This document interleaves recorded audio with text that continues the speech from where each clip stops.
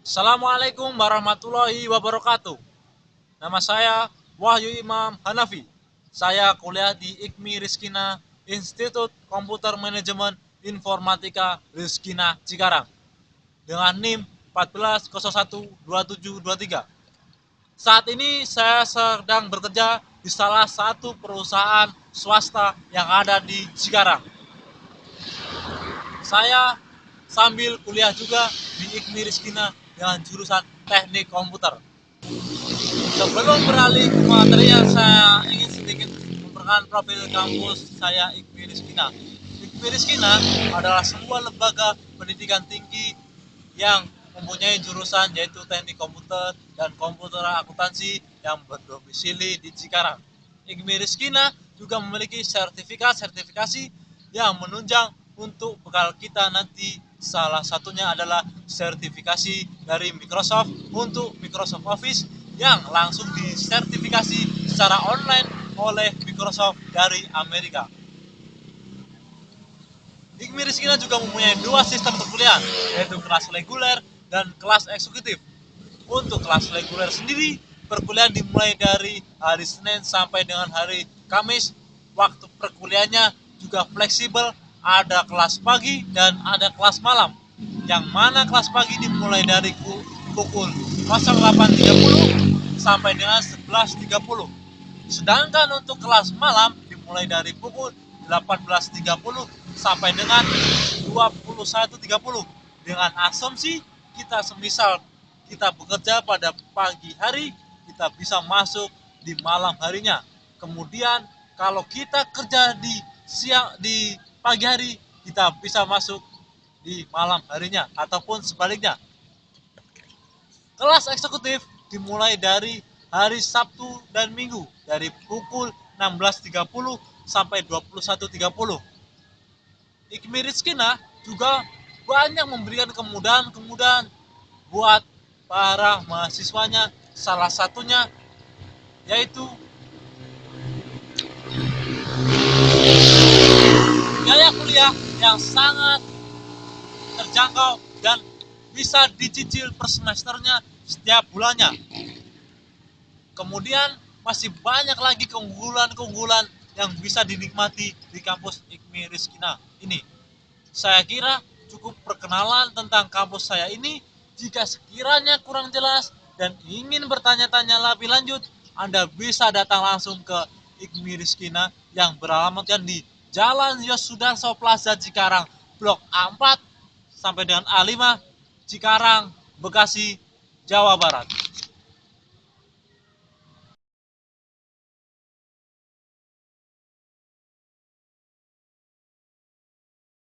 Analisis pasar tradisional menghadapi pasar modern. Pengertian pasar tradisional ialah merupakan tempat bertemunya penjual dan pembeli serta ditandai dengan adanya transaksi penjual pembeli secara langsung serta ditandai biasanya ada proses tawar menawar.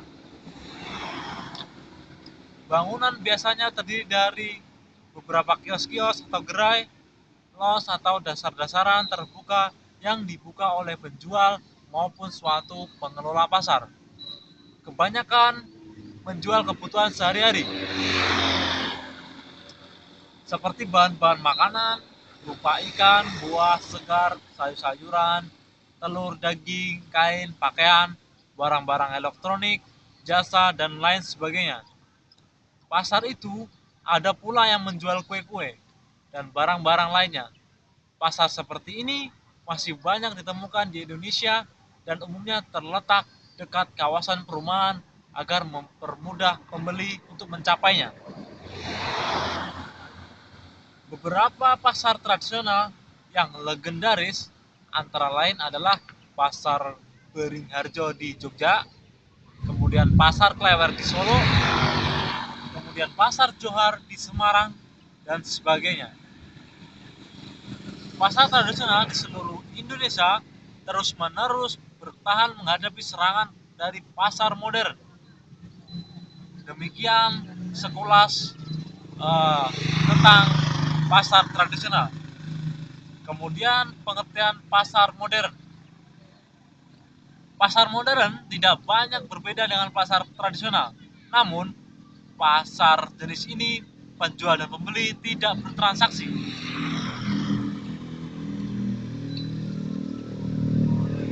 Cara transaksinya adalah secara tidak langsung, melainkan pembeli hanya melihat label harga yang tercantum dalam barang atau dalam kata lain barcode.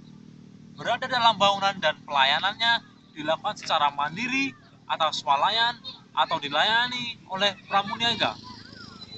Barang-barang yang dijual selain bahan makanan, makanan seperti buah, sayur, daging, dan sebagainya, juga terdapat berbagai bahan-bahan adonan. Kemudian contoh dari pasar modern adalah pasar swalayan, hipermarket, supermarket, dan minimarket.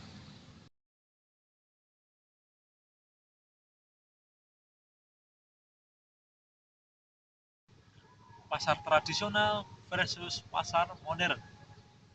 Memang tidak bisa dipungkiri bahwa keberadaan pasar modern dewasa ini sudah menjadi tuntutan dan konsekuensi dari gaya hidup modern yang sekarang berkembang di masyarakat kita. Tidak hanya di kota metropolitan, tapi sudah merambah sampai kota kecil di tanah air ini. Sangat mudah tetapi sudah merambah ke berbagai bentuk. Misalkan minimarket, supermarket, bahkan hypermarket di sekitar uh, lingkungan kita, tempat tinggal kita sangat mudah dijumpai. Tempat-tempat tersebut menjanjikan tempat belanja yang nyaman, yang hanya tidak kalah menariknya dengan pasar-pasar tradisional pada sebelumnya. Namun di balik kesenangan tersebut ternyata telah membuat para political kelas menengah dari teori mengeluh. Mereka dengan tegas memprotes ekspansi yang sangat agresif dari political kelas besar itu. Proses yang dilakukan para partikel berkantong tipis tersebut sebenarnya lebih ditujukan kepada pemerintah, baik pusat maupun daerah, sebagai pengambil kebijakan untuk mengatur persaingan yang lebih fair.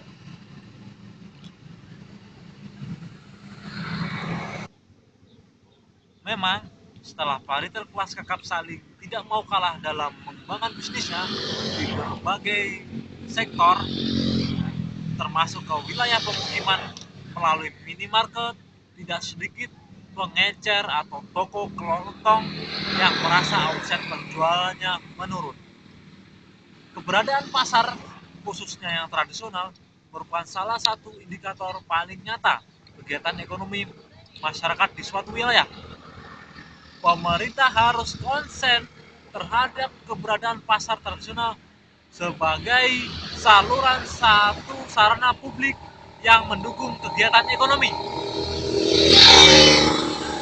Ekonomi masyarakat berkembang pada zaman dan perubahan gaya hidup yang dipromosikan begitu hebatnya oleh media telah membuat eksistensi pasar tradisional menjadi sedikit terusik.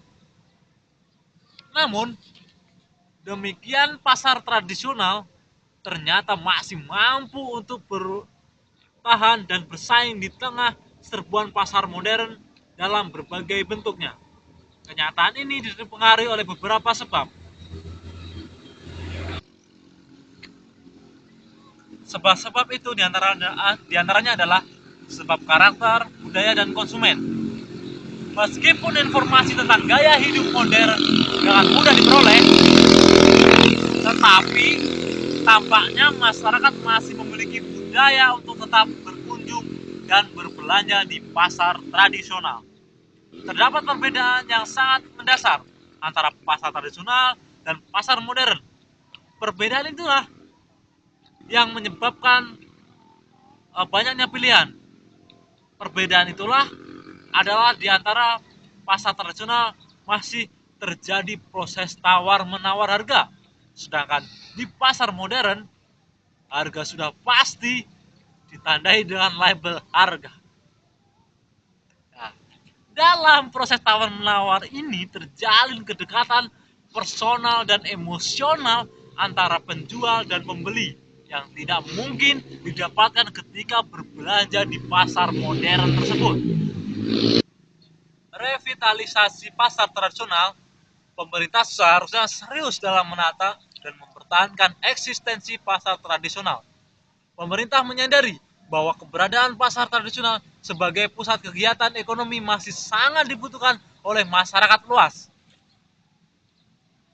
Perhatian pemerintah tersebut dibuktikan dengan melakukan revitalisasi pasar tradisional di berbagai tempat.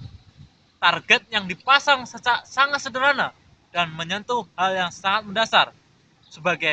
Selama ini pasar tradisional selalu identik dengan tempat belanja yang kumuh, becek serta bau, dan karena selalu hanya didatangi oleh sekelompok masyarakat berkelas ke bawah. Gambarannya seperti di atas harusnya diubah menjadi tempat yang bersih, nyaman bagi pengunjung. Dengan demikian, masyarakat dari semua kalangan akan tertarik untuk datang dan melakukan transaksi di pasar tradisional tersebut.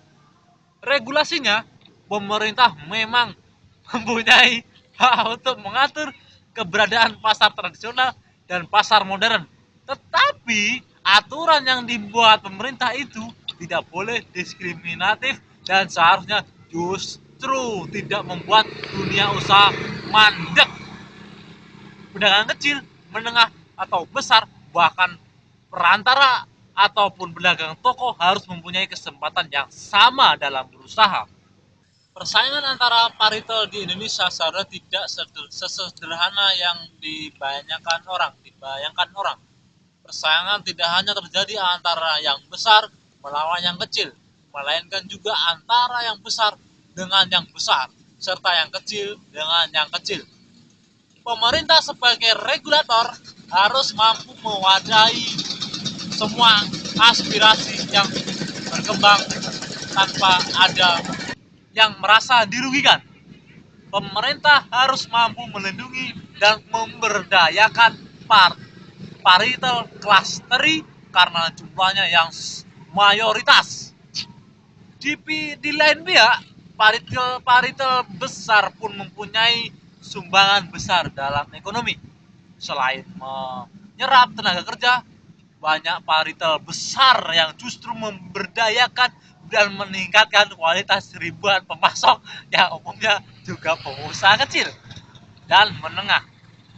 Belum lagi konsumen umumnya juga pengusaha kecil yang kian senang menjadi raja yang dimanja. Bagi pemerintah, mencari keseimbangan antara yang besar dan yang kecil memang tidak mudah. Ketika kita mendengar kata pasar, mungkin kita bisa teringat kalimat di waktu kita kecil dulu yang bunyinya, bapak pergi ke kantor kalau ibu pergi ke pasar. Dan itu mungkin iya untuk di zaman dulu dan tidak untuk di zaman sekarang.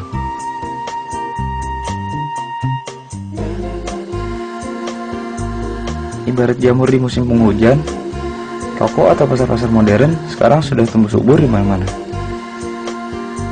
Namun di sisi lain, jumlah pasar tradisional semakin lama kian menyusut. Kondisi ini tentu sangat memprihatinkan.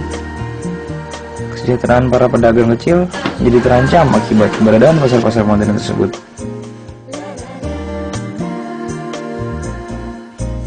Pasar modern dan tradisional memang mempunyai keunggulan masing-masing.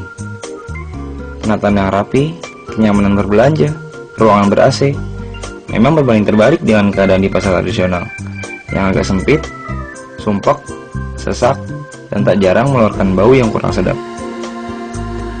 Tapi untuk kesegaran produk seperti sayur, daging, telur, dan yang lainnya, pasar tradisional tidak kalah dengan pasar modern karena mereka belum menambahkan zat pengawet di dalamnya dan tentunya masih segar. Keakraban antara penjual dan pembeli juga merupakan keunggulan tersendiri yang dimiliki pasar tradisional. Jadi, nggak ada salahnya kan untuk tetap berbelanja di pasar tradisional. Selain produknya masih segar, harga yang ditawarkan pun dapat terjangkau.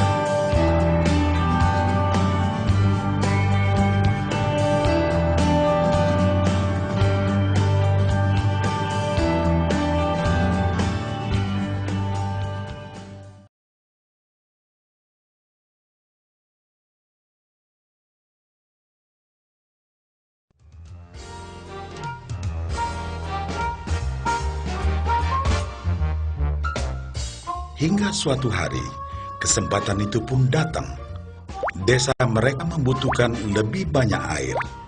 Oleh karena itu, kepala desa mempekerjakan Embro dan Pipo untuk mengambil air dari mata air di gunung untuk dibawa ke tempat penampungan di desa. Mereka akan dibayar sesuai dengan banyaknya air yang dapat mereka bawa. Maka mereka berdua pun menyambut dengan baik kesempatan ini. Suatu hari, Pipo mendapat sebuah gagasan.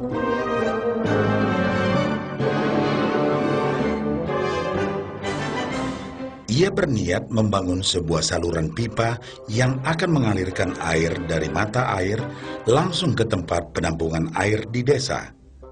Dengan saluran pipa tersebut, ia akan mendapat lebih banyak air tanpa perlu lagi membawa ember ke mata air. Ia sangat antusias dengan gagasannya ini. Pipo pun mulai menceritakan gagasannya ini kepada Embro dan mengajaknya bekerja sama. Tetapi Embro tidak sependapat. Ia bahkan mentertawakan gagasan Pipo tersebut karena merasa dirinya mampu mendapatkan lebih banyak uang. Embro pun lebih sering lagi mengambil air dengan ember dan bahkan menggunakan ember yang lebih besar agar dapat membawa lebih banyak air ke desanya. Dengan cara ini, Embro yakin penghasilannya akan meningkat.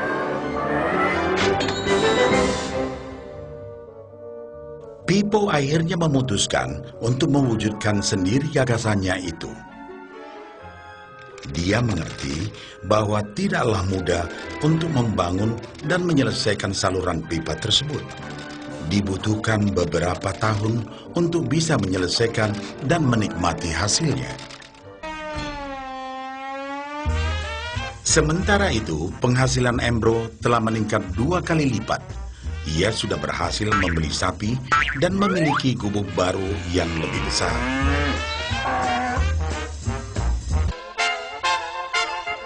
Bulan berganti bulan, tahun berganti tahun. Dan akhirnya, Pipo berhasil menyelesaikan saluran pipanya.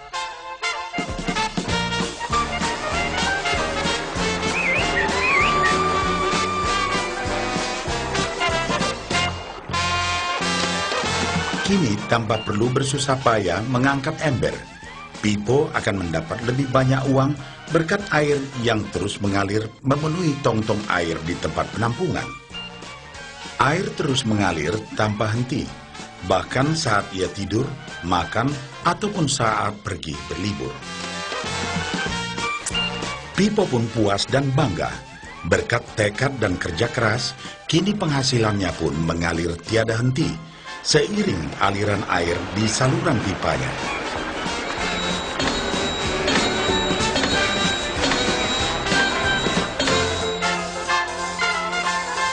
Setelah melihat cerita Embro dan Pipo, kita sadari bahwa cerita mereka menggambarkan kehidupan kita.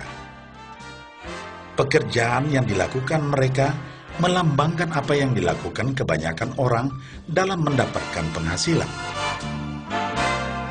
Embro mendapatkan penghasilannya dengan cara menggunakan ember. Ia harus pulang pergi mengisi embernya dari mata air ke desa untuk ditukarkan dengan uang. Untuk meningkatkan penghasilan, yang dilakukan Embro adalah dengan cara lebih rajin pergi ke mata air dan juga memperbesar ukuran embernya.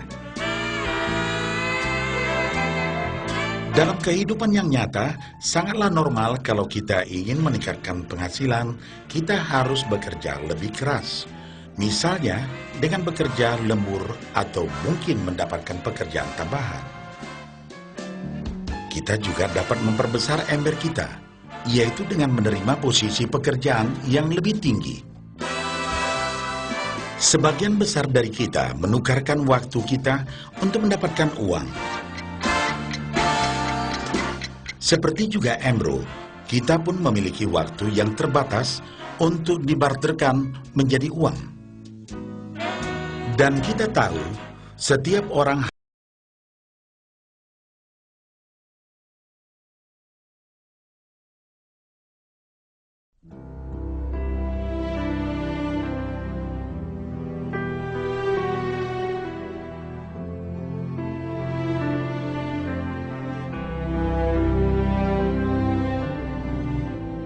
Indonesia, bangsa terbesar keempat di dunia. Setelah merdeka sejak 65 tahun yang lalu, ternyata hari ini masih bergelimang dengan kemiskinan. Kemiskinan yang tidak lagi menimpa kehidupan masyarakat kalangan bawah, namun juga merangsek ke seluruh aspek kehidupan dan institusi penyelenggara negara.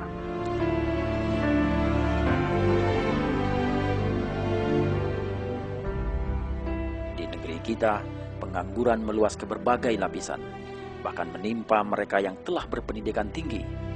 Banyak anak-anak bangsa yang terpaksa mencari pekerjaan ke luar negeri karena sulitnya mencari penghidupan di negeri sendiri. Di sisi lain, perlindungan terhadap anak bangsa tidak bisa diharapkan oleh anak bangsa yang membutuhkannya. Jaminan sosial untuk warga miskin dan manula tidak mampu diberikan oleh negara.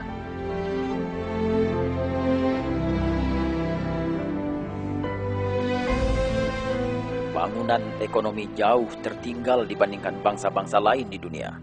Bangsa Indonesia setiap hari disibukkan oleh peristiwa-peristiwa korupsi yang memilukan, sementara hukum hanya bisa diterapkan secara efektif jika menimpa kalangan masyarakat terbawah.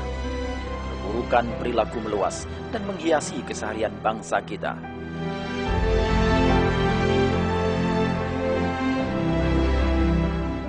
Di satu sisi, sumber daya alam yang sangat berlimpah milik bangsa Indonesia telah dikuasai oleh asing. Aset strategis satu persatu jatuh ke tangan asing. Bahkan tanpa disadari, kehidupan bangsa Indonesia telah dikuasai oleh bangsa lain dengan produk-produk asing yang mendominasi pasar di Indonesia secara tidak terkendali.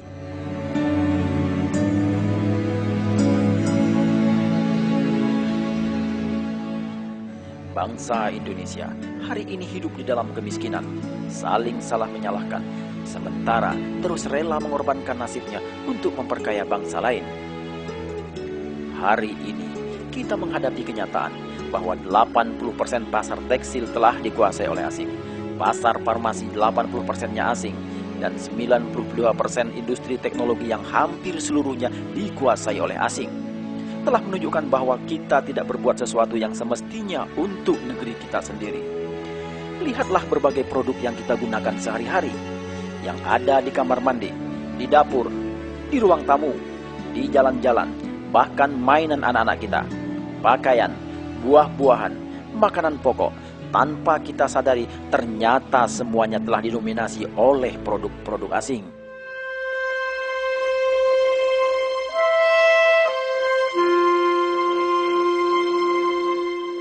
Anak-anak bangsa semakin sulit berusaha di negeri sendiri. Menjual menjadi sesuatu yang sulit dilakukan oleh bangsa sendiri di negeri sendiri, karena kuatnya dominasi pemain asing. Para pengusaha berguguran setiap hari.